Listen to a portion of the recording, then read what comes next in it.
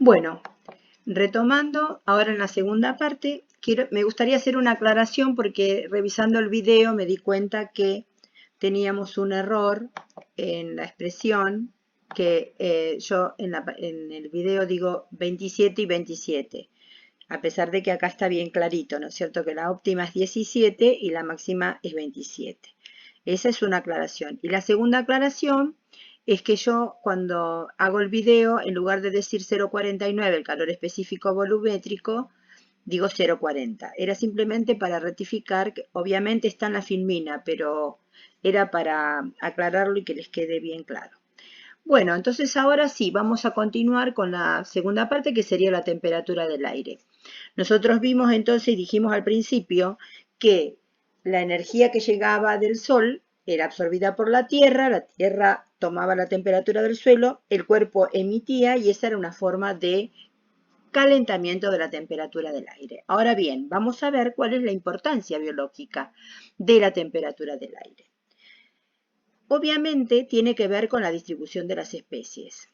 Las especies, en realidad hay un mapa planiférico donde se muestran los centros de origen de las especies. Y justamente los orígenes de las especies quiere decir que es el hábitat o el lugar donde mejores condiciones climáticas han tenido esas especies para encontrar el óptimo de su desarrollo.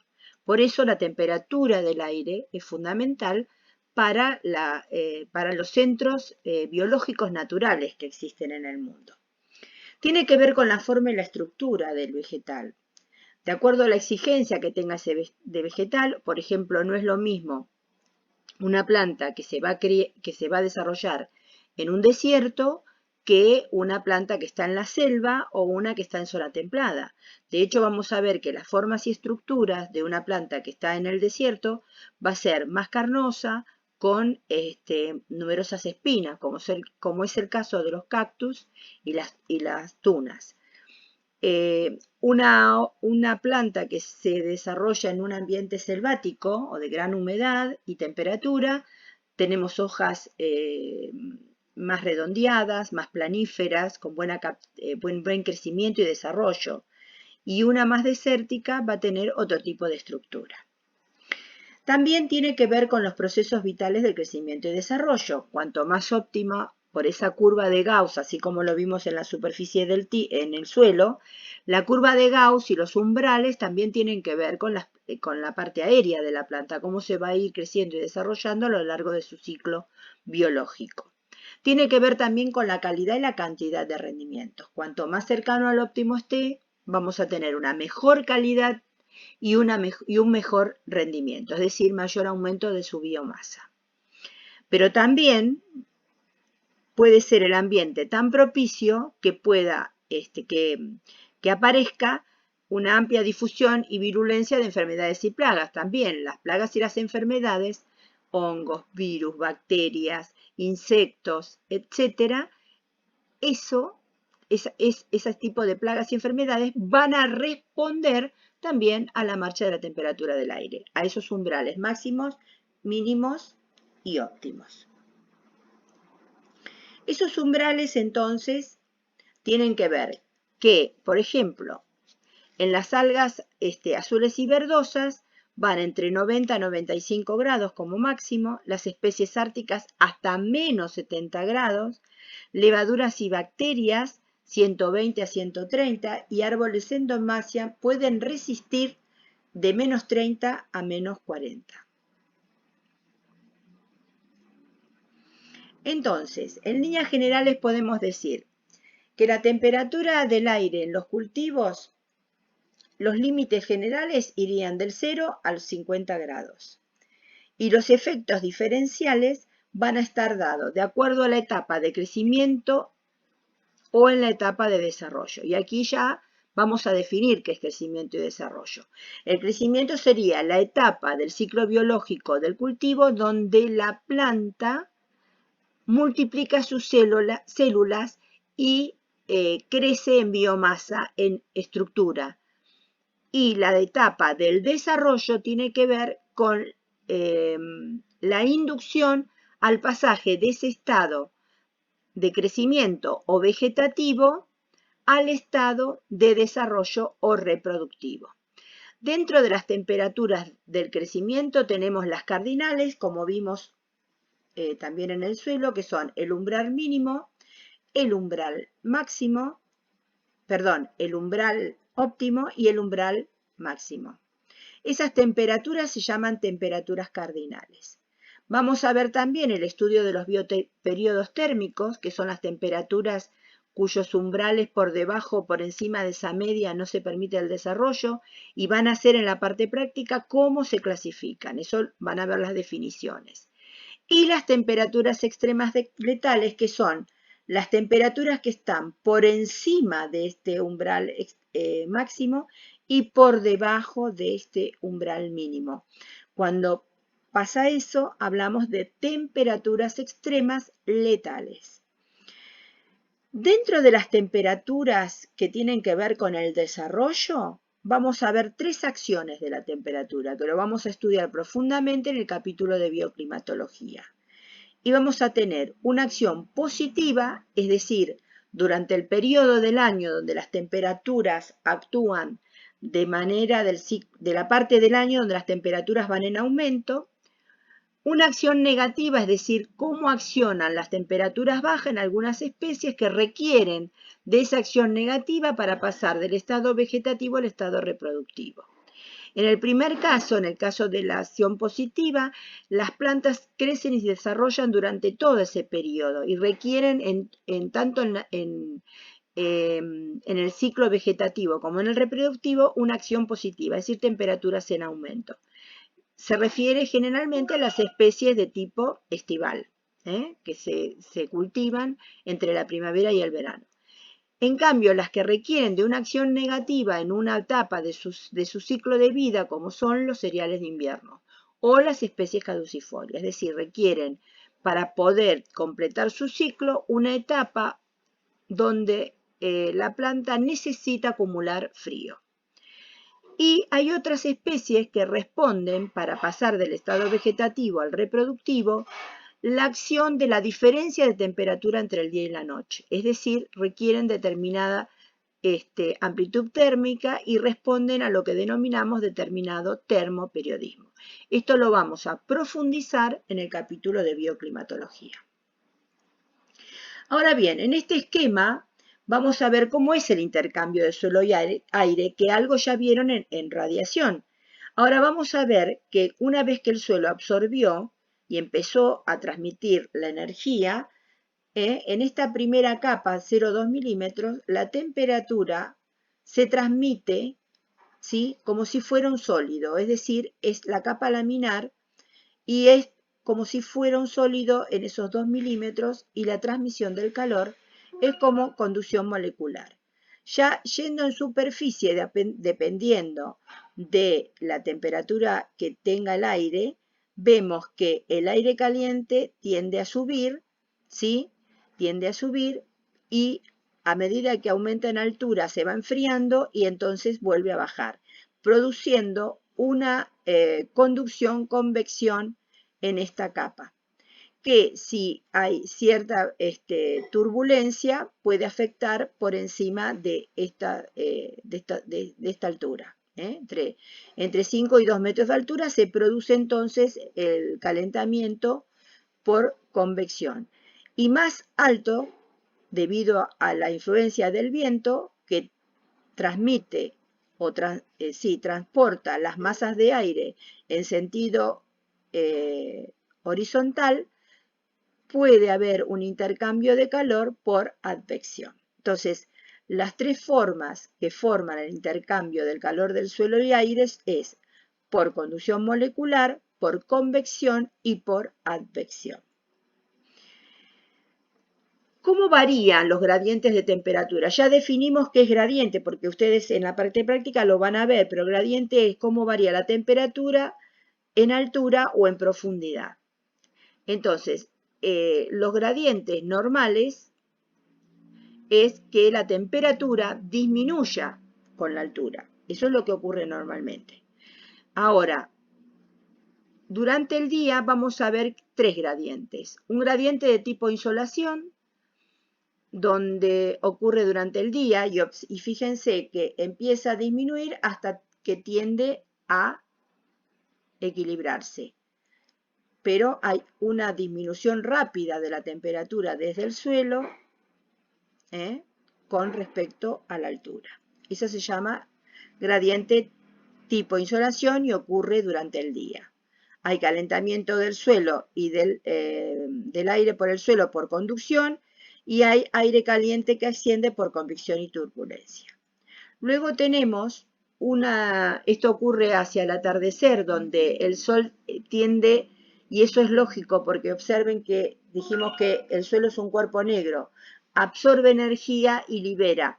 Entonces, hay una tendencia al equilibrio térmico, y esto ocurre al atardecer cuando el sol declina.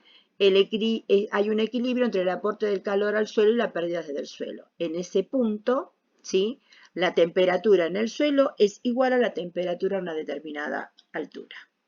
Entonces, vimos insolación, isotermia. El otro gradiente es el que ocurre durante la noche. Como ya no tenemos la fuente energética, el cuerpo negro, ¿qué hace? Pierde toda la energía acumulada. Ese gradiente de inversión, vamos a encontrarnos de que la temperatura que está en contacto con el suelo es más fría que la que se encuentra a determinada altura. A partir de esta altura, la temperatura sigue el curso normal, es decir, empieza a disminuir con la altura. Este gradiente de inversión se produce, es muy importante determinarlo porque esta altura, si yo la multiplico por superficie, altura en metros, superficie, metro cuadrado, me da metro cúbico. Quiere decir que la altura donde la temperatura se invierte por debajo de ese llamado techo de inversión, tengo un determinado volumen de aire. Y este volumen de aire que se encuentra aquí por debajo de ese techo de inversión es importantísimo para el control de heladas, que ya lo vamos a ver. Entonces, el gradiente de inversión es el aire en contacto con el suelo que se va enfriando y la temperatura en las capas más elevadas es mayor. Por eso se llama gradiente de inversión térmica. Entonces, tenemos tres gradientes en el proceso de calentamiento y enfriamiento del aire con la altura. El de insolación, el de isotermia y el gradiente de inversión. Aquí tenemos el gradiente de inversión térmica. En este gráfico se observa bien clarito el momento donde se produce la altura de inversión. Ahora bien, a determinada altura hay cambios también de la temperatura que se produce sin intercambio con el medio. Y esos cambios de temperatura en una masa de aire sin intercambio con el medio se denominan procesos de tipo adiabático. Y eso ocurre en las capas más altas de la atmósfera y son los responsables de los procesos del tiempo. Fíjense que hay una menor presión en determinada altura y hay una expansión y hay un descenso de la temperatura. Es decir, a medida que la capa de aire aumenta en altura, va disminuyendo la temperatura. A mayor presión hay una comprensión y entonces la temperatura hay una comprensión. Entonces tenemos procesos de expansión que tienen que ver con el enfriamiento y procesos de comprensión que tienen que ver con el aumento de la temperatura. Estos cambios adiabáticos de la temperatura, llamados gradientes adiabáticos, en el ascenso o descenso del aire no saturado seco, es decir, que tiene una temperatura, un porcentaje de humedad por debajo del 100%, hay una variación de 1 grado cada 100 metros de altura. Eso se llama gradiente adiabático seco. En el ascenso o descenso del aire saturado, es decir, que tiene un 100% de humedad relativa, el valor es menor que el gradiente adiabático seco. Y este gradiente adiabático húmedo, el valor de aumento o de disminución de la temperatura es de 0,5 cada 100 metros de altura. Esta relación, o esto produce lo que se llama esas relaciones entre el adiabático seco, el adiabático húmedo y el real, nos va a dar la estabilidad e inestabilidad de la atmósfera. Entonces, cuando el gradiente real es mayor que el adiabático seco, es decir, que la partícula a mayor temperatura que el aire que lo rodea tiene una menor densidad, tendirá a seguir subiendo, y esto produce condiciones de inestabilidad absoluta. Siempre se dará en movimientos verticales de masa del aire. Por ejemplo, si la densidad real es 1,2 grados cada 100, el adiabático seco será de 1 cada 100. Esto me va a dar una inestabilidad. Ahora bien, si el adiabático real es menor al adiabático seco, pero el real es menor al húmedo, la partícula de menor temperatura que el aire que lo rodea tiene una mayor densidad, tenderá a descender aumentando su temperatura hasta su posición original. Y esto también da condiciones de estabilidad. Esto da condiciones de estabilidad absoluta, a la inversa de lo anterior. Por ejemplo, si tenemos una densidad real, un adiabático real de 0,5 cada 100, el seco va a ser de 1 cada 100. Entonces va a tender a disminuir. Entonces esto me va a dar estabilidad absoluta. Ahora, si el real es igual al seco y el real es igual al húmedo, la partícula de temperatura a igual temperatura que el aire que lo rodea, igual densidad, permanecerá en la altura que ya ha alcanzado y son condiciones de equilibrio indiferente, pero que puede modificarse en cualquier momento. Ahora bien, en el aire seco, si el gradiente real es menor al seco y el real es mayor al húmedo, la partícula a menor temperatura que el aire que lo rodea, que es más densa, tenderá a descender hasta su posición original, o sea, tendiendo a la estabilidad. Ahora, si el aire es húmedo, la partícula está a mayor temperatura que el aire que lo rodea, es menos densa, tenderá a seguir ascendiendo y se va a transformar en inestable. Entonces, como ven, las relaciones entre los gradientes reales, adiabático seco y adiabático húmedo, de acuerdo a la partícula de aire en la temperatura con respecto a la real, como se encuentre, o al aire que lo rodea, eso va a producir los movimientos de estabilidad o inestabilidad y el contenido de humedad que tenga esa masa de aire. Las variaciones de la temperatura en el tiempo y espacio van a depender de la latitud, por la influencia del goce de radiación. Ustedes vieron ya en el capítulo de radiación cómo varía o cómo aumenta la intensidad de radiación en función de las épocas del año y con respecto a la latitud. Una misma cantidad de radiación de acuerdo al factor en una misma latitud puede ser variada de acuerdo al factor que esté accionando sobre ese goce de radiación.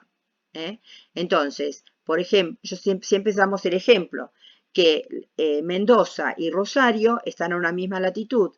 Sin embargo, los días de Mendoza son de tipo menos nubosa, influenciados por la cordillera, mientras que en Rosario voy a tener mayor nubosidad por efecto del río. Los vientos influyen porque transportan masas de aire y las masas de aire a su vez pueden transmitir energía de diferente temperatura. Entonces el calor puede ser transportado a través del viento.